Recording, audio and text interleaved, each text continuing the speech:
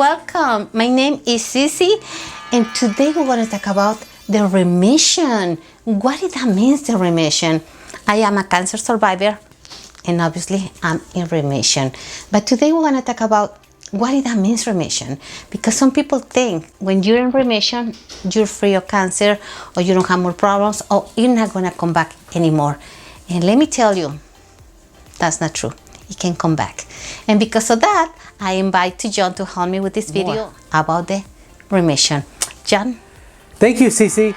Now we're going to talk about some more terms. In another video, we talked about malignant and benign tumors. Now we're going to talk about remission.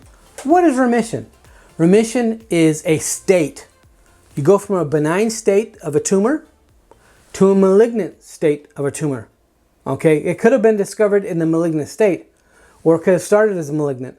But a benign tumor can turn malignant. And if it does, if intervention, chemo, radio, surgery takes it from a malignant state back into a benign state to where it's not actively trying to kill you, that is what we reserve as remission.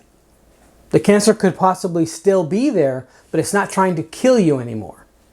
It's not actively engaged in taking over your body. It's benign again. That's why it's in remission. But just like it could be asleep, you have to pay attention with remission. Doesn't mean it's dead. Doesn't mean it's gone. So you have to watch it. If you have something going to the remission, that's great. That's great news. But don't forget about it. It's still there. And it could become malignant once more. So good luck, guys. Appreciate you for listening. Thank you. Thank you, John.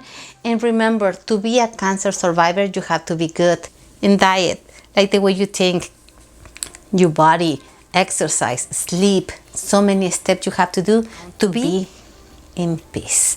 The plants and the fruit are here to heal you. Remember that. My name is Sissy. Thank you, John, and see you next time. Bye-bye, guys.